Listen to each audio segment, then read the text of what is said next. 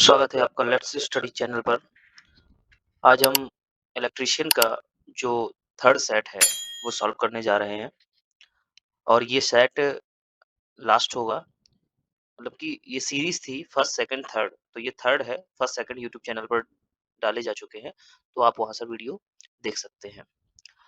तो बिना समय को जाया किए हुए आगे बढ़ते हैं।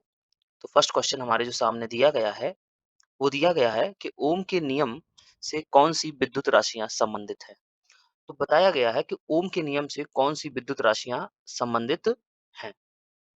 धारा, प्रतिरोध एवं शक्ति, धारा, वोल्टेज और प्रतिरोधकता, धारा, वोल्टेज और प्रतिरोध, वोल्टेज, प्रतिरोध और धारा घनत्व। तो आपने ओम का नियम पढ़ा होगा। ओम का नियम कहता है कि V is equal to I R. तो यहाँ पर देखिए आप कि V मतलब वोल्टेज, I मतलब करंट और R मतलब रेजिस्टेंस है। तो यहाँ पर जो ओम का नियम है वो किन किन विद्युत राशियों से संबंधित है? धारा, वोल्टेज और प्रतिरोध। ऑप्शन नंबर यहाँ पर आपका 3 राइट आंसर होगा। Next question. नेक्स्ट क्वेश्चन है प्रतिरोधकता की एसआई इकाई क्या है? प्रतिरोधकता यानी कि जो R बराबर रो L अपॉन A फॉर्मूला जो होता है उसमें जो रो है इसे हम बोलते हैं प्रतिरोधकता। क्या बोलते हैं? प्रतिरोधकता। क्या बोलते हैं? प्रतिरोधकता। इस प्रतिरोधकता की जो एसआई इकाई होती है वो होती है ओम मीटर। क्या होती है? Ohm meter. Option number 3 right answer यहाँ पर हो जाएगा। Next question. सीरीज सर्किट का उपयोग सीरीज सर्किट का उपयोग क्या है? वोल्ट मीटर कनेक्शन, घर में लाइटिंग कनेक्शन, अमीटर से शंट रेजिस्टेंस या वोल्ट मीटर का मल्टीप्लायर प्रतिरोध। तो ऑप्शन नंबर 3 का क्या हो जाएगा? वोल्ट मीटर जो होता है, वोल्ट मीटर में जो प्रतिरोध लगा रहता है वो क्या होता है? प्रतिरोध मल्टीप्लायर होता है। यानी कि ऑप्शन नंबर 4 यहाँ पर राइट आंसर हो जाएगा। Next question. नेक्स्ट क्वेश्चन दिया गया है क्वेश्चन नंबर 4। क्वेश्चन नंबर 4 में कहा गया है कि यदि दो बिंदु ए और बी चित्र के अनुसार शॉर्टकट दिया गया है तो परिपथ का प्रभाव क्या होगा? यानी कि ए और बी, आप ये जो बिंदु देख रहे हैं ये ए है और ये बी है।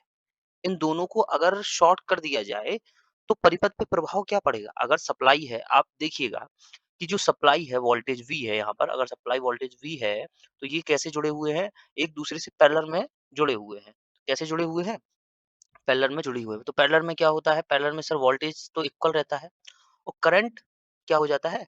डिफरेंट डिफरेंट हो जाता है। तो यहाँ पर क्या होगा? लिखा हुआ है पहला क्वेश्चन का जो ऑप्शन है, सर्किट प्रतिरोध शून्य हो जाएगा, सभी शाखाओं में धारा समान बहेगी, प्रत्येक शाखा में वोल्टेज बढ़ जाएगी, प्रत्येक शाखा धारा कुल धारा के बराबर होगी। ऐसा नहीं होगा। अगर आप देखेंगे तो ये दोनों आपस में शॉर्ट हो जाएंगे तो जो सर्किट का प्रतिरोध है वो क्या हो जाएगा? शून्य हो जाएगा। क्यों हो जाएगा? क्योंकि धारा उसी के मार्ग को अपनाती है या उसी मार्ग को अपनाती है जो सरल रास्ता हो, यानी कि रेजिस्टेंस क्या हो?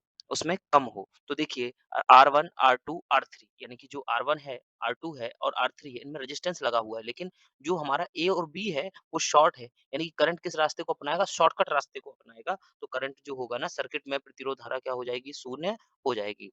Next question. Question number 5। 5 question कह रहा है एक खुले सर्किट में प्रतिरोध का मान क्या है? अगर का आपका जो खुला हुआ है तो प्रतिरोध का मान क्या होगा? देखिए, परिपथ क्या होता है? परिपथ होता है वो लूप जो किसी इक्विपमेंट को धारा घूम करके या पूरे सर्किट को क्या कर देती है? कंप्लीट कर देती है। जैसे कि ये देखिए आप, यहाँ पर कोई वोल्टेज अगर हम लगा दें इस जगह पर, क्या करें? एक वोल्टेज को हम लगा देते हैं। देखिए, यहाँ पर ये वोल्टेज लग गया है, वोल्टेज V को लगा दी है। तो ये प्लस हो गया, एक बैटरी लगा हुआ माइनस, तो करंट यहाँ से होते हुए जाएगी। लेकिन ये बीच में क्या लगा हुआ है? स्विच लगा हुआ है। ये क्या है? स्विच है। ये है स्विच। तो ये स्विच क्या करता है? परिपथ को क्लोज करता है और ओपन करता है। यहाँ पूछा गया है ओपन सर्किट, यानी कि ये ओपन सर्किट है। तो यहाँ पर रेजिस्टेंस क्या होगा? रेजिस्टेंस ज्यादा से ज्यादा हो जाएगा। ज्यादा से ज्यादा रेजिस्टेंस का मतलब है अनंत हो जाएगा, इनफाइनाइट, यानी कि ऑप्शन नंबर यहाँ पर 4 राइट आंसर होगा। Next question. नेक्स्ट क्वेश्चन दिया गया है क्वेश्चन नंबर 6। क्वेश्चन नंबर 6 कह रहा है यदि आपूर्ति के साथ जुड़ा हो तो कौन सा अवरोधक 50 ओम, 220 ओम, 450 ओम और 560 ओम के मान वाले समांतर सर्किट में सबसे कम धारा प्रवाहित करता है? तो सबसे कम धारा प्रवाहित किसमें होगी? ये पूछा है आपसे। तो देखिए जिस रेजिस्टेंस का मान क्या होगा सबसे अधिक होगा, उसमें क्या होगी धारा का प्रभाव सबसे कम होगा। तो यहाँ पर सबसे ज़्यादा रेजिस्टेंस का मान किसका है? बोले सर 560 का है, यानी कि ऑप्शन नंबर यहाँ पर 4 राइट आंसर हो जाएगा। नेक्स्ट क्वेश्चन, धारिता। धारिता की इकाई क्या है? तो धारिता की इकाई क्या है? धारिता की इकाई होती है फैरेड। क्या होती है? फैरेड। और C बराबर Q upon V, Q upon V। तो धारिता की एक और इकाई होती है कूलाम। क्या होती है? Coulomb, coulomb.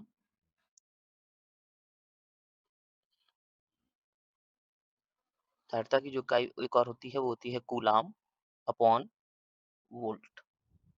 क्या होती है?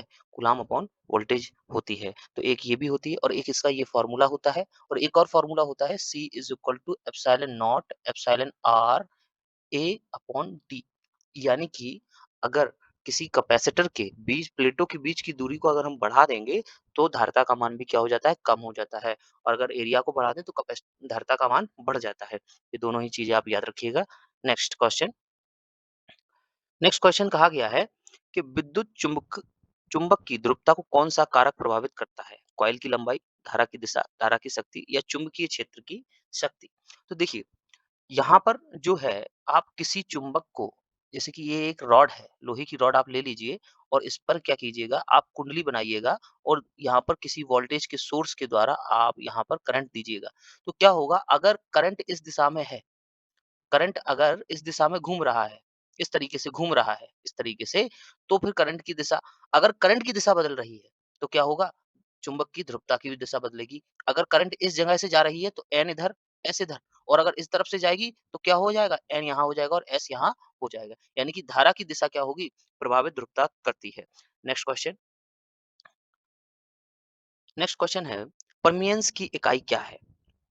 परमीयंस की इकाई क्या होती है? परमीयंस की इकाई होती है वेबर अपॉन एम्पियर टर्न। क्या होती है? Weber upon ampere turn. इसका जो परमीयंस का फॉर्मूला होता है वो होता है फाई अपॉन आई एन। ये परमीयंस का फॉर्मूला होता है। तो परमीयंस का फॉर्मूला तो जो फाई है वो फ्लक्स है, इसका क्या होता है? बोले सर वेबर होता है। क्या होता है? वेबर होता है। और आई का मतलब क्या हो? करंट होता है, तो इसका क्या होगा? एम्पियर होगा। क्या होगा? एम्पियर होगा। और एन का मतलब होता है टर्न। टर्न का मतलब तो ये टर्न ही रहता है। तो ये क्या हो गया? वेबर एम्पियर अपॉन टर्न हो जाता है। ऑप्शन नंबर यहाँ पर 2 राइट आंसर होगा। नेक्स्ट क्वेश्चन 10, सोलेनोइड कॉइल में चुंबकीय क्षेत्र की दिशा ज्ञात करने के लिए कौन सा नियम लागू किया जाता है? तो देखिए सोलेनोइड जो कॉइल होती है, जो चुंबकीय क्षेत्र की दिशा ज्ञात करने के लिए हम यहाँ पर दाहिने हाथ की हथेली का उपयोग करते हैं। तो ऑप्शन नंबर यहाँ पर जो सेकंड है वो राइट आंसर होगा। नेक्स्ट क्वेश्चन, नेक्स्ट क्वेश्चन कहा गया है कि चित्र के अनुसार बी एच वक्र में एक्स से निहित भाग का नाम क्या है? देखिए एस, अब एक्स से निहित भाग ये आपके सामने जो दिख रहा है ये बी एच वक्र है। बीएच वक्र क्या होता है? ये चुंबक की एक प्रवृत्ति बताता है। तो बीएच वक्र इसे यहाँ पर दिया गया है। तो यहाँ पर जो पॉइंट है एक्स, यानी कि जो रिप्रेजेंट कर रहा है, वो रिप्रेजेंट किसको करेगा? यहाँ पर वो रिप्रेजेंट करता है, वो रिप्रेजेंट करता है आपके निग्राहिता को। किसको रिप्रेजेंट करता है? निग्रह। ऑप्शन नंबर यहाँ पर आपका फर्स्ट आंसर सही होगा। नेक्स्ट क्वेश्चन, नेक्स्ट क्वेश्चन है, रिलक्टेंस की इकाई क्या है? रिलक्टेंस की इकाई क्या होती है? देखिए रिलक्टेंस परमियंस का उल्टा होता है। तो यहाँ पर जो रिलक्टेंस होगा वो होगा एन आई अपॉन फाइव। तो यहाँ पर जो आंसर होगा वो टर्न एम्पियर अपॉन वेबर होगा या एम्पियर टर्न अपॉन वेबर। तो ऑप्शन नंबर यहाँ पर क्या होगा? राइट 3 सही हो जाएगा। ऑप्शन नंबर 3 राइट आंसर है। नेक्स्ट क्वेश्चन 13, 30 क्वेश्चन क्या कह रहा है? 13 कह रहा है कौन यह प्रभाषित करता है कि फ्लक्स घनत्व सदैव चुंबकीय बल से पीछे रहता है? हिस्टेरेसिस, चुंबकीय तीव्रता, चुंबकीय प्रेरण या अवशिष्ट चुंबकत्व। तो यहाँ पर जो है वो आपका हिस्टेरिसिस लॉसेस बताता है या हिस्टेरिसिस बताता है कि चुंबकीय बल से पीछे सदैव रहता है, फ्लक्स सदैव पीछे रहता है। ऑप्शन नंबर यहाँ पर राइट 1 होगा। नेक्स्ट क्वेश्चन, चुंबकीय फ्लक्स फ्लक्स घनत्व का एसआई मात्रक क्या है? तो फ्लक्स का जो एसआई मात्रक होता है वो क्या होता है? आपका टेस्ला होता है। क्या होता है? टेस्ला होता है। तो ऑप्शन नंबर यहाँ पर क्या होगा? राइट आंसर 1 होगा। Next question, question number 15, 15 question कह रहा है कौन सा कारक किसी पदार्थ की पारगम्यता को बदलता है? पारगम्यता को कौन बदलता है? किसी पदार्थ की पारगम्यता को यानी कि परमेबिलिटी को चेंज करता है चुंबकीय जो फ्लक्स घनत्व होता है वो आपका क्या कर देता है? बदल देता है। ऑप्शन नंबर यहाँ पर 2 राइट आंसर होगा। Next question. नेक्स्ट क्वेश्चन है यदि घुमावों के बीच की दूरी बढ़ जाती है तो प्रेरकत्व का क्या प्रभाव होगा? बढ़ेगा, घटेगा, शून्य होगा या समान रहेगा? घुमाव का मतलब है यहाँ पर टर्न से। अगर टर्न को हम ज्यादा कर दें तो उस पर क्या फर्क पड़ेगा? तो प्रेरकत्व पर जो फर्क पड़ेगा वो क्या होगा? प्रेरकत्व घट जाएगा यानी कि डिक्रीज हो जाएगा। तो यहाँ पर जो राइट आंसर क्या होगा? वो 2 होगा। Next question. सीरीज सर्किट का अनुप्रयोग कहाँ पर है? सर्किट में फ्यूज, वोल्टमीटर कनेक्शन, घरों में बिजली का लैंप, अमीटर में संट प्रतिरोध। तो यहाँ पर जो राइट आंसर होगा, जो घर में आपका फ्यूज लगा होता है वो क्या से लगा होता है? सीरीज में लगा होता है। तो राइट आंसर यहाँ पर 1 हो जाएगा। Next question. नेक्स्ट क्वेश्चन है, नेक्स्ट क्वेश्चन दिया गया है किसी चालक के प्रतिरोध का व्युत्क्रमानुपाती क्या होता है? लंबाई। किसी चालक के प्रतिरोध का व्युत्क्रमानुपाती क्या होता है? लंबाई, प्रतिरोधकता, तापमान या क्रॉस सेक्शन एरिया। तो देखिए, आप देखिएगा R is equal to rho L upon A. ये जो फॉर्मूला है वो रेजिस्टेंस का फॉर्मूला है। तो यहाँ पर जो है एरिया क्या होता है? क्रॉस सेक्शन जो एरिया होता है वो क्या होता है? प्रतिरोध के व्युत्क्रमानुपाती होता है। क्वेश्चन आंसर नंबर यहाँ पर 4 राइट आंसर होगा। Next question. कौन सा पदार्थ अनचुंबकीय है? कौन सा पदार्थ यहाँ पर अनचुंबकीय है? तो देखिए जल, तावा, बिस्मिथ, ग्रेफाइट। तो यहाँ पर सब जो अणुचुंबकीय पदार्थ है वो क्या हो वो कौन है? कॉपर है यानी कि तांबा। ऑप्शन नंबर 2 यहाँ पर राइट आंसर होगा। Next question. नेक्स्ट क्वेश्चन कहा है एयर कैपेसिटर का उपयोग कहाँ किया जाता है? वीएचएफ यूनिट में, ऑसिलेटर में, लाउड स्पीकर में, रेडियो रिसीवर में। तो जो एयर कैपेसिटर होते हैं इनका उपयोग हम रेडियो रिसीवर में करते हैं। तो यहाँ पर जो राइट आंसर होगा वो राइट आंसर 4 होगा। Next question. नेक्स्ट क्वेश्चन कहा है कि प्रतिचुंबकीय पदार्थ कौन सा है? प्रतिचुंबकीय पदार्थ कौन सा है? तो जो राइट आंसर होगा वो प्रतिचुंबकीय क्या होता है? लकड़ी। प्रतिचुंबकीय का मतलब होता है कि जो चुंबक से आकर्षित ना हो। अब जैसे कि अनुचुंबकीय क्या है? तो अनुचुंबकीय है कि वो चुंबक से जो है वो कम आकर्षित होती है। यानी चुंबकीय बल रेखाएं उनको क्या होती है? उस धातु को अंदर जाकर के प्रविष्ट कर जाती है। लेकिन लकड़ियों में चुंबकीय ना चुंबक उसे आकर्षित कर सकती है और ना ही चुंबकीय बल रेखाएं लकड़ी से होकर गुजर सकती हैं। नेक्स्ट क्वेश्चन है 22। कौन सी विद्युत राशि भंवर धारा के सीधे अनुपातिक है?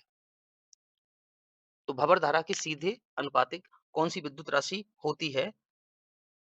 वो होती है आपका करंट, सॉरी फ्रीक्वेंसी। क्या होती है? फ्रीक्वेंसी। ऑप्शन नंबर यहाँ पर जो है राइट आंसर क्या होगा? 3 होगा। तो जो भंवर धारा होती है यानी कि जो भंवर धाराएं जो अनुपातिक होती हैं सीधी-सीधी वो फ्रीक्वेंसी के अनुपातिक होती है। ऑप्शन नंबर 3 यहाँ पर राइट आंसर होगा। Next question. चित्र में चुंबक का कौन-सा गुण दर्शाया गया है? यहाँ पर चुंबक का कौन-सा गुण दर्शाया गया है? ऑप्शन नंबर यहाँ पर हो जाएगा 1 राइट आंसर होगा। डायरेक्टिव प्रॉपर्टी यहाँ पर दर्शाई गई, निर्देशात्मक गुण दर्शाया गया है।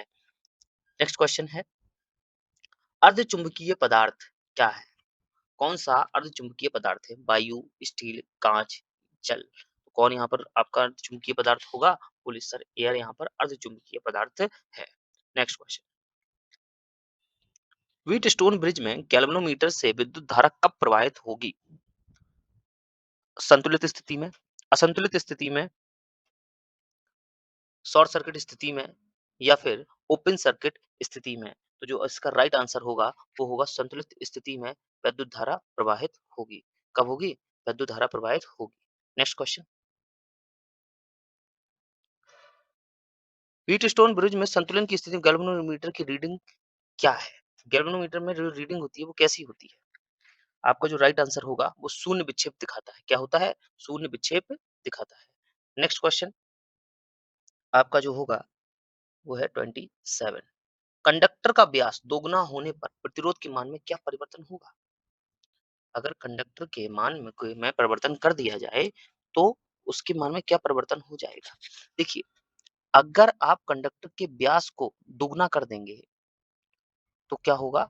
जो आपका प्रतिरोध का मान है वो 4 गुना तक क्या हो जाएगा? घट जाएगा। यानी ऑप्शन नंबर 2 यहाँ पर राइट आंसर होगा। Next question. नेक्स्ट क्वेश्चन है रंग कोडेड विधि द्वारा प्रतिरोधक के प्रतिरोध मान को गणना कीजिए। तो यहाँ पर जो आपका राइट आंसर होगा, वो आपको निकालना पड़ेगा। जैसे कि आप देखेंगे यहाँ पर पहला बैंड आपको रेड दिया गया है, दूसरा ब्लू है, तीसरा ऑरेंज है और चौथा है सिल्वर। तो आपको इन सभी का एक चार्ट होता है जो आपको याद होना चाहिए। तो रेड की जो वैल्यू है वो उस चार्ट में क्या है, ब्लू की क्या है, ऑरेंज की क्या है। तो लेकिन मैं आपको बता दे रहा हूँ, लेकिन आप उसको चार्ट को जरूर से देख लीजिएगा। तो रेड की जो वैल्यू होती है वो होती है 2। कितना होता है 2। और ब्लू की जो वैल्यू होती है वो होती है 6। और ऑरेंज जो होता है, अब ये देखिए यहाँ पर तीसरा बैंड होता है वो गुणक होता है। तो गुणा में जो है ऑरेंज की जो वैल्यू होगी क्या होगी, ऑरेंज की जो वैल्यू होती है 10 की पावर 3 होती है।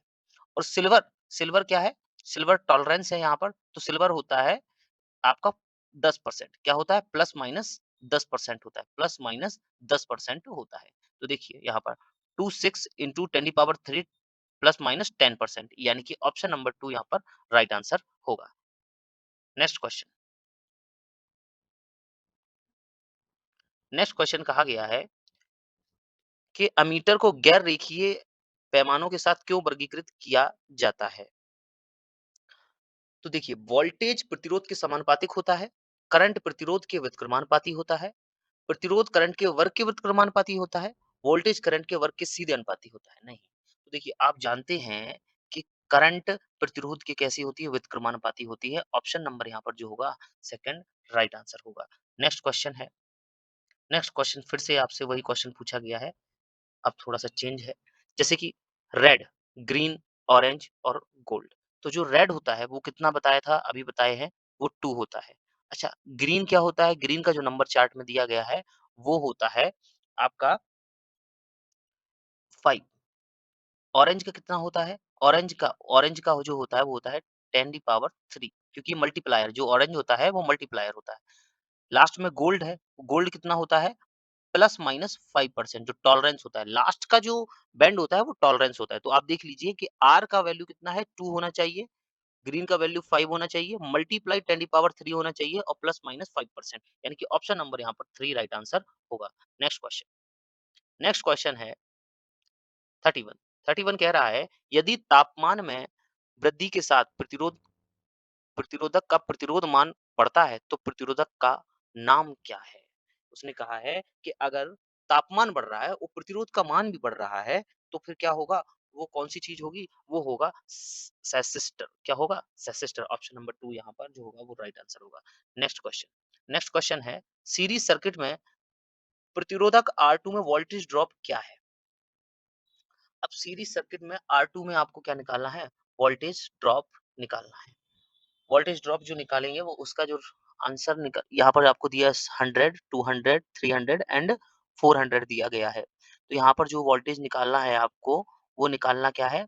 रेजिस्टेंस की वैल्यू। यहाँ पर आप करंट की वैल्यू भी निकाल सकते हैं। तो इन सब की करंट की जो दिए गए हैं वो आपको सीरीज में दिए गए हैं। इन सभी का सीरीज में निकाला गया है तो कितना हो जाएगा ये जो वैल्यू है थोड़ा-सा 400। हाँ, ये जो देखिए आप यहाँ पर वैल्यू आपको दिखाई दे रही होगी, यानी कि 100, 200, 300, 400 और ये सीरीज में है, तो सीरीज में कितना होगा? अगर आरटी यहाँ पर निकालें हम, R इज़ इक्वल टू इन सभी को जोड़ दें, 400 प्लस 300 प्लस 200 प्लस 100। तो देखिए 4 3 7 8 9 और 10, यानी कि ये कितना हो जाएगा? 1000 हो जाएगा। कितना होगा? तो यहाँ पर जो रेजिस्टेंस आया है वो 1000 ओम आया हुआ है। पूछा हमसे गया है, तो इसमें करंट कितना आ रहा होगा? जो करंट आ रहा होगा, तो करंट कितना आ रहा होगा? तो आप देखिएगा V upon R is equal to I होता है। तो 1000 वोल्टेज की वैल्यू कितनी आएगी? वोल्टेज की जो वैल्यू है, वो दी गई है आपको 550 और यहाँ पर रेजिस्टेंस की वैल्यू कितनी दी गई है? 1000 दी गई है। तो जैसे ही आप इसमें डिवाइड लगाएँगे, तो ये कितना हो जाएगा? यानी कि 1/20 हो जाएगा। अगर इसमें आप डिवाइड लगाने जाएँगे, तो जो वैल्यू निकल कर आएगी, वो आएगी आपका 0.05, यानी कि आपके करंट सर्किट में जो करंट बहेगी, वो कितना होगा? 0.05 होगी। अब पूछा क्या गया है? पूछा गया है वोल्टेज ड्रॉप क्या है? किसमें? बोले सर वोल्टेज ड्रॉप R2 में पूछा गया है। तो R2 में वोल्टेज ड्रॉप पूछा गया है, तो देखिए अब यहाँ पर क्या होगा? बोले sir V2 is equal to I R two, I R two. V two की वैल्यू कितनी दी, आई की वैल्यू कितनी आई है? बोले सर 0.05, और इसकी वैल्यू कितनी आई है? बोले सर इसकी वैल्यू आई है 200। यानी कि आर टू जो दिया गया है, ये आर टू इसका पूछा है। तो देखिए यहाँ पर जैसे ही आप हटाएंगे तो कितना आएगा? बोले सर नीचे आ जाएगा 100। कितना आएगा? 100। अब इसको इससे काट देंगे तो 2 बचेगा। 5 दूना कितना हो जाएगा? 10 हो जाएगा। तो यहाँ पर जो आंसर होगा वो आपका ऑप्शन नंबर 2 होगा। ठीक है? आपको एग्ज़ाम में ऐसे प्रश्न देखने को मिलेंगे जो थोड़ा-सा आपको कैलकुलेशन करना ही करना पड़ेगा, क्योंकि पेपर अब थोड़े सरल नहीं आते हैं, थोड़ा-सा कठिन आने लगे हैं, न्यूमेरिकल भी वगैरह आने लगे हैं, तो आपको इन चीज़ों पे ध्यान देना पड़ेगा। चलिए नेक्स्ट क्वेश्चन है, 1 ओम से 1 मेगा ओम रेंज प्रतिरोध को मापने के लिए किस विधि का उपयोग किया जाता है? तो 1 ओम से 1 मेगा ओम तक का जो प्रतिरोध मापने की विधि है, वो व्हीटस्टोन ब्रिज से मापा जाता है। ऑप्शन नंबर 3 राइट आंसर होगा। नेक्स्ट क्वेश्चन है, नेक्स्ट क्वेश्चन दिया गया है इस श्रेणी क्रम में ओम मीटर सर्किट में प्रयुक्त संट प्रतिरोधक R2 का उद्देश्य क्या है? अब देखिए, यहाँ पर जो आपको रेजिस्टेंस दिख रहा है R2, जो ओम मीटर में लगा हुआ है, इसका उद्देश्य क्या है? इस पॉइंटर यहाँ पर जो इसका उद्देश्य है सर्किट में करंट को सीमित करने के लिए, मीटर प्रतिरोध का मान बढ़ाने के लिए, पॉइंटर की शून्य स्थिति को समायोजित करने के लिए, सर्किट में अधिक करंट को रोकने के लिए। तो यहाँ पर जो इसका उपयोग किया गया है, वो किया गया पॉइंटर की शून्य स्थिति को समायोजित करने के लिए। ऑप्शन नंबर यहाँ पर 3 राइट आंसर होगा। नेक्स्ट क्वेश्चन, नेक्स्ट क्वेश्चन है 35। 35 कह रहा है कौन सी विद्युत राशि किसी चालक में ऊष्मा उत्पन्न करने का कारण बनती है? तो ऑप्शन नंबर यहाँ पर जो होगा राइट आंसर होगा धारा। धारा बनती है, यानी धारा का वर्ग होता है, वो क्या होती है? ऊष्मा का उत्पन्न करने का कारण बनती है। H बराबर आई स्क्वायर आर टी। तो यहाँ पर देखिए करंट जो है वो वर्ग का क्या होती है? हीट बना, H हीट है यहाँ पर। Next question 37। 37 क्या रहा है? यदि किसी चालक का अनुप्रस्थ काट क्षेत्रफल दोगुना कर दिया जाए तो उसके प्रतिरोध मान में क्या परिवर्तन होगा? तो ये पूछा गया है। तो इसके प्रतिरोध मान में क्या होगा? अब जैसे कि अनुप्रस्थ अगर काट, जैसे आर प्रोपोर्शनल है किसके? एंटी प्रोपोर्शनल होता है एरिया के। अब एरिया को दोगुना कर दिया जाएगा। अगर इसको दोगुना बढ़ा देंगे तो रेजिस्टेंस में क्या होगा? दोगुने मान की कमी हो जाएगी। क्या हो जाएगी? दोगुना मान घट जाएगा। तो ऑप्शन नंबर 2 यहाँ पर राइट आंसर होगा। नेक्स्ट क्वेश्चन है 37। 37 क्वेश्चन कह रहा है यदि प्रकाश की तीव्रता बढ़ा दी जाए तो प्रकाश आश्रित प्रतिरोध यानी कि एलडीआर का प्रतिरोध क्या होगा? तो अगर प्रकाश को हम बढ़ा दें तो एलडीआर पर क्या प्रभाव पड़ेगा? एलडीआर का जो प्रतिरोध है वो घट जाएगा। क्या हो जाएगा? वो घट जाएगा, यानी कि डिक्रीज हो जाएगा। तो यहाँ जो राइट आंसर है वो क्या होगा? 2 होगा। नेक्स्ट क्वेश्चन, सर्किट में कुल कैपेसिटर का मान ज्ञात कीजिए। इसकी वैल्यू निकालनी है हमें। तो अब देखिए यहाँ पर C1 C2 C3 हमें तीनों दे रखे हैं। तो फॉर्मूला देखिए आप 1 upon C is equal to 1 upon C1 plus 1 upon C2 plus 1 upon C3। यहाँ पर C1 की जो वैल्यू दे रखी है वो दे रखी है 30, और C2 की वैल्यू दे रखी है 10, और यहाँ पर दे रखी है 1/30। जो एवरेज एलसीएम आएगा वो कितना आ जाएगा? 30 आ जाएगा। तो 30 आने के बाद तो यहाँ पर कितना आएगा? बोले सर 30 वन जा 30, 1 आएगा, यहाँ 3 आएगा और यहाँ पर 1 आएगा।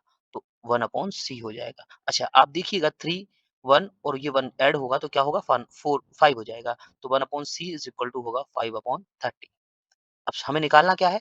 कैपेसिटेंस निकालना है, यानी कि सी की वैल्यू को निकालना है। किसकी वैल्यू को निकालना है? सी की। अब जब सी की वैल्यू को हमको निकालना है तो अब 1 अपॉन सी है तो इसको क्या करेंगे? रेसिप्रोकल करेंगे तो सी इज इक्वल टू हो जाएगा 30/5। 5 से ये काट देंगे तो 5 छक्का 30, 6 माइक्रो फैराड यहाँ पर जो आंसर आएगा। तो ऑप्शन नंबर 2 यहाँ पर राइट आंसर होगा। नेक्स्ट क्वेश्चन, पानी की विशिष्ट ऊष्मा का मान क्या होता है? पानी की जो विशिष्ट ऊष्मा होती है, उसका मान क्या होता है? उसका मान होता है हमेशा 1 रहता है। ऑप्शन नंबर 4 राइट आंसर होगा। नेक्स्ट क्वेश्चन, पानी का क्वथनांक का मान क्या होता है? क्वथनांक का मान कितना होता है? बोले सर 100 डिग्री सेल्सियस होता है। ऑप्शन नंबर 3 यहाँ राइट आंसर होगा। एक वर्ग की भुजा क्या होगी? उसका जो क्षेत्रफल है वो 625 मिलीमीटर स्क्वायर है। तो देखिए आप, अब वर्ग की भुजा निकालनी है तो एरिया का फॉर्मूला क्या होता है? वर्ग के एरिया का formula A is equal to होता है साइड स्क्वायर, यानी कि भुजा स्क्वायर होता है। हमको यहाँ पर दिया गया है क्या?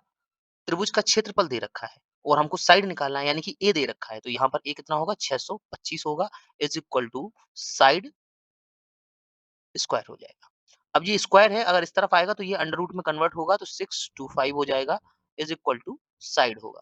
तो 625 किसका होता है वर्ग? बोले सर 625 जो वर्ग होता है वो होता है आपके 25 का वर्ग होता है। कितने का होता है? तो साइड की जो वैल्यू आएगी वो कितनी आ जाएगी? 25 mm होगी। कितनी होगी? 25 mm होगी। तो ऑप्शन नंबर यहाँ पर राइट आंसर 3 होगा। नेक्स्ट क्वेश्चन कहा है एक आयत का परिमाण क्या होगा यदि लंबाई और चौड़ाई उसकी 20 सेंटीमीटर और 18 सेंटीमीटर है। तो परिमाण जो है वो होता है 2 bracket L plus B. L यहाँ लंबाई है और बी यहाँ पर क्या है? आपका बी जो होता है उसे हम कहते हैं चौड़ाई। क्या बोलते हैं? चौड़ाई। तो देखिए लंबाई की जो वैल्यू है वो है 20 और ये है 18। 18 और 20 को हम जोड़ेंगे तो कितना हो जाएगा? 18 20 38 हो जाएगा। तो आंसर कितना निकल के आएगा?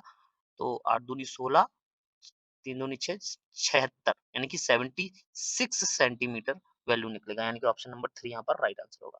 Next question. नेक्स्ट क्वेश्चन कह रहा है कि फर्स्ट ऑर्डर लीवर के लिए कौन सा उदाहरण है?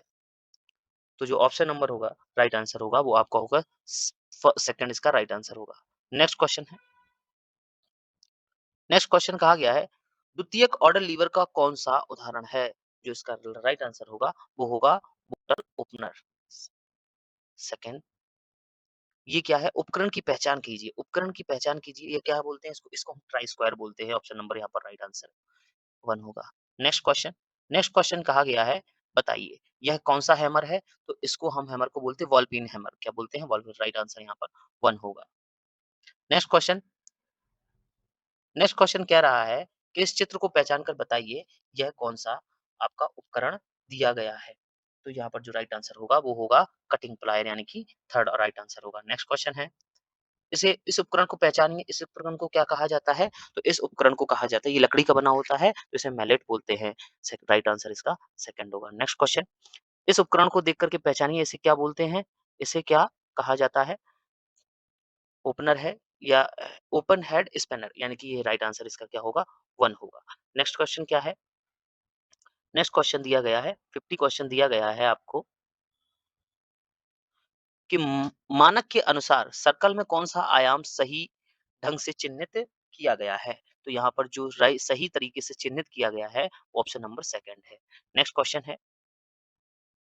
नेक्स्ट क्वेश्चन दिया गया है निम्नलिखित में से कौन सा अच्छा कार्यकाल शिष्टाचार है?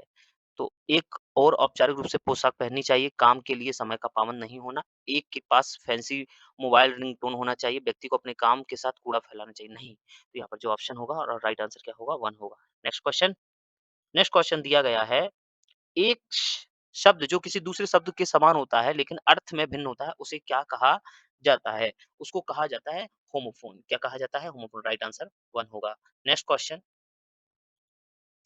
मुझे अंग्रेजी सीखने में मदद कर सकता है, यानी कि जो इंग्लिश में सेंटेंस दिया गया है can help me learn English. तो इंग्लिश सीखने में मदद कर सकता है तो उसे क्या बोलते हैं? डेडिकेशन बोलते हैं, यानी कि राइट आंसर फर्स्ट है। नेक्स्ट। निम्नलिखित वाक्य में किस विराम चिन्ह का प्रयोग करें? Is there any site engineer here? तो यहाँ पर जो ऑप्शन दिए गए हैं कॉमा है, क्वेश्चन मार्क है, फुल स्टॉप है, एक्सक्लेमेटरी साइन है, तो यहाँ पर जो राइट आंसर होगा वो क्या होगा? क्वेश्चन मार्क होगा, क्योंकि उसने एक क्वेश्चन को पूछा गया है तो राइट आंसर यहाँ पर 1 होगा। नेक्स्ट क्वेश्चन है। नेक्स्ट क्वेश्चन कहा है बड़े अक्षर का प्रयोग कब होता है? एक वाक्य की शुरुआत में व्यक्तियों के नाम में स्थानों के नाम में या सबके सबसे ऊपर, यानी कि all of these. Right answer आपका जो होगा वो क्या होगा? ऑल ऑफ दीज होगा, क्योंकि हम किसी वाक्य की शुरुआत करते हैं तो कैपिटल लेटर वर्ड एक वर्ड लिखते हैं, व्यक्ति का नाम लिखते हैं तो पहले कैपिटल लेटर लिखते हैं, किसी स्थान का नाम अगर लिखते हैं तो उसका पहला वर्ड कैपिटल लेटर लिखते हैं। जैसे कि राम है तो व्यक्ति का नाम है तो आर जो होगा वो कैपिटल होगा। किसी स्थान का नाम जैसे कि हम दिल्ली लिखते हैं तो डी का क्या होगा? कैपिटल होगा। या किसी वाक्य की शुरुआत करते हैं जैसे कि द प्रिंसिपल, तो द में टी जो होता है वो क्या होता है? कैपिटल होता है। Next question. निम्नलिखित में से कौन-सा एक वर्णात्मक शब्द है? वर्णात्मक शब्द इसमें से कौन-सा दिया गया है? देखिए, खाना खा लो, मरम्मत, गरम, शोरबा। तो देखिए, किसी चीज़ को आप वर्णात्मक क्या है, यानी कि गरम अगर होगा तो आप बोल सकते हो ना कि ये गरम है। छू करके, टच करके बता सकते हैं ये वर्णात्मक शब्द है, मतलब कि आप उसे वर्णित कर सकते हैं। तो यहाँ पर थर्ड आंसर होगा इसका राइट आंसर। नेक्स्ट क्वेश्चन है, जब कोई थैंक यू कहता है तो हमें जवाब देना चाहिए ब्लैंक, क्या कहना चाहिए? हमें उसको थैंक यू बोलना चाहिए, यू आर वेलकम बोलना चाहिए, बाय बाय बोलना चाहिए या हाउ आर यू बोलना चाहिए? तो इसका जो राइट आंसर होगा, हमें बोलना चाहिए यू आर वेलकम। क्या होगा? You are welcome. Next 58, odd शब्द क्या है? Place, sorry, paper, thank. इसमें से जो आपका ऑड शब्द है वो क्या है? पेपर है। क्यों है? क्योंकि ये सारी सब इमोशंस हैं और ये एक फिजिकल चीज है। नेक्स्ट क्वेश्चन है, मैं I am welder, I work with. इसमें लिखा है मैं एक वेल्डर हूँ, मैं ब्लैंक साथ कार्य करता हूँ। तो किसके साथ आप कार्य कर सकते हैं? बोले सर वेल्डर उपकरण के साथ, वेल्डिंग टूल्स के साथ काम करता हूँ। ऑप्शन नंबर 3 राइट आंसर होगा। नेक्स्ट क्वेश्चन है, आज का मौसम ब्लैंक होने जा रहा है। तो कैसा होने जा रहा है? जो इसका राइट आंसर होगा वो होगा गर्म होने जा रहा है, यानी कि ऑप्शन नंबर सेकंड इसका राइट आंसर होगा। नेक्स्ट क्वेश्चन, नेक्स्ट क्वेश्चन जो दिया नेक्स्ट क्वेश्चन दिया गया है 61 61 61 क्या कह रहा है? 61 कह रहा है कि व्हेन शब्द को दर्शाता है। व्हेन शब्द को क्या दर्शाता है? ये देखिए, स्थान को, चीज को, व्यक्ति को या समय को। तो 61 का जो राइट आंसर होगा वो टाइम को दर्शाता है। नेक्स्ट क्वेश्चन है 62, राहुल को अपने कुत्तों के साथ ब्लैंक में मजा आता है। तो क्या करने में मजा आता है उसको? कुत्तों के साथ खेलने में, यानी कि प्लेइंग। नेक्स्ट 63, 60 कह रहा है हमारे व्यक्ति का स्पष्ट विचार रखने को ताकत, कमजोरियां, विचारों, विश्वासों, प्रेरणा, मूल्यों आदि सहित को ब्लैंक कहा जाता है। 63 का जो राइट आंसर होगा वो क्या होगा? आत्म जागरूकता बोला जाता है। नेक्स्ट क्वेश्चन 64, 64 में क्या कहा गया है?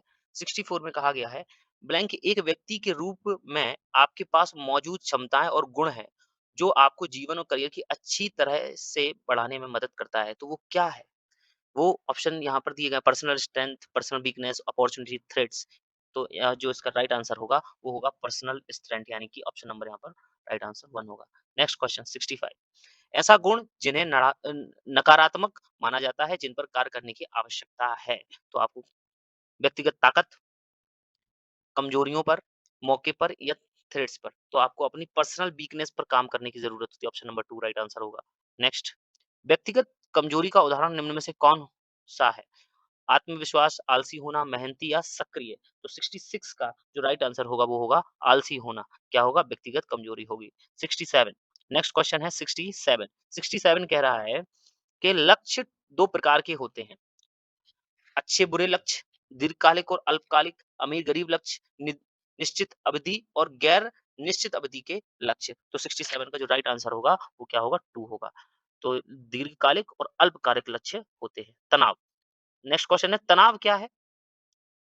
तनाव किसे कहते हैं? आनंद की अनुभूति, आश्चर्य की अनुभूति, आनंद की अनुभूति या निराशा की भावना। तो निराशा की भावना को क्या बोलते हैं? बोले सर हम तनाव बोलते हैं। नेक्स्ट क्वेश्चन है 69, 69 क्या कह रहा है? अच्छे तनाव का संकेत इनमें से कौन सा है? यह आपको अपने लक्ष्यों का पीछा करने से रोकता है, यह आपको खुद पर शक करता है, लंबे समय तक तनाव, नींद की कमी होती है, आपको शारीरिक रूप से बीमार बनाता है या दर्द का कारण बनाता है। तो ये जो इसका राइट आंसर होगा, वो राइट आंसर क्या होगा? लंबे समय तक तनाव और नींद की कमी नहीं होती है अगर आप अच्छे तनाव, यही एक अच्छा तनाव को संकेत करता है। नेक्स्ट, नेक्स्ट क्वेश्चन है 70, 70 कह रहा है एक गतिविधि जो तनाव को रोकती है या कम करती है उसे स्टेट बूस्टर कहा जाता है। स्टेज बूस्टर कहा जाता है। आपके अनुसार निम्नलिखित में से कौन-सा स्टेज बूस्टर नहीं है? लंबे समय तक समस्याओं के बारे में सोचना, समय पर बिस्तर पर जाना, संगीत सुनना, बागवानी करना। तो जो 70 का आंसर होगा वो क्या होगा? लंबे समय तक सोचना, समस्या के बारे में सोचना। नेक्स्ट क्वेश्चन है आपका 71, माइंडफुलनेस क्या है? माइंडफुलनेस क्या होती है? नेक्स्ट क्वेश्चन, पर ध्यान ना देने की, दिमाग को तेज करने या एक पल की पूरी तरह से स्थित होने की क्षमता या उन लोगों का वर्णन करने के लिए इस्तेमाल किया जाने वाला शब्द जो विचारों से भरे हुए हैं। माइंडफुलनेस क्या होता है? तो इसका जो राइट आंसर होगा वो होगा थर्ड। यह एक पल जो पूरी तरह से उपस्थित होने की क्षमता है। नेक्स्ट क्वेश्चन, तनाव के बारे में सही निम्नलिखित में से कौन सी है? बारे में निम्नलिखित में से कौन यानी कि 4 ऑप्शन में से कौन-सा आंसर इसका राइट आंसर होगा? तो इसका जो राइट आंसर होगा वो क्या होगा? तनाव को प्रबंधित किया जा सकता है, तनाव को नियंत्रित किया जा सकता है, तनाव कम हो नहीं हो सकता, ऊपर के सभी तो इसका राइट आंसर होगा 1 इसका राइट आंसर होगा। नेक्स्ट 73, 73 कह रहा है निम्नलिखित में से कौन से वक्तव्य विवरण सत्य हैं? 73 किसी भी समस्या का समाधान केवल विशेषज्ञ ही कर सकते हैं। आप किसी अधिक समस्याओं का समाधान करेंगे, समस्याओं को सुलझाने में आप उतने ही बेहतर होंगे। हमें एक साधारण समस्या को हल करने के लिए किसी एक कोर्स करने की आवश्यकता है। किसी भी समस्या का समाधान ज़रूरी नहीं है। तो 73 का राइट आंसर क्या होगा? 2 होगा। आप जितनी समस्याएँ अधिक समस्या का समाधान करेंगे, समस्या सुलझाने में आप उतने ही बेहतर होंगे। नेक्स्ट क्वेश्चन क्या है? नेक्स्ट क्वेश्चन है 74। 74 क्वेश्चन क्या कह रहा है? निर्णय लेते समय निम्न में से किस पर विचार किया जाना चाहिए? तो निर्णय लेते समय तुम्हारा मिजाज, अपने दोस्त की पसंद, अपने समुदाय के नियम या अपनी व्यक्तिगत प्राथमिकता, इसका जो राइट आंसर होगा अपनी व्यक्तिगत प्राथमिकता होगी। इस सेट का ये लास्ट क्वेश्चन 75 और यहाँ पर ये आपका ये सेट खत्म हो जाएगा। इसमें कहा गया है किस इनमें से कौन-सा एसडब्ल्यूओटी का पूर्ण रूप है? तो एसडब्ल्यूओटी का जो पूर्ण रूप होता है, एस का मतलब है स्ट्रेंथ, डब्ल्यू का मतलब है वीकनेस, ओ का मतलब है अपॉर्च्युनिटी और टी का मतलब है थ्रेट। तो इसका राइट आंसर होगा 4। तो यहाँ पर जो आपका सेट है, यहाँ पर समाप्त हो गया है। पूरा सेट आप इसके ये लास्ट सेट था, तो ये जो समाप्त हो गया है और इसके जो दोनों सेट हैं, वो मैंने सॉल्व यूट्यूब पे हमारे चैनल पर डले हुए आप जाकर के वहाँ से देख सकते हैं। इसी के साथ-साथ ये वीडियो यहीं पर मैं समाप्त करता हूँ। आप हमारे चैनल को लाइक, शेयर एंड सब्सक्राइब ज़रूर कीजिएगा। Thank you so much. Bye bye.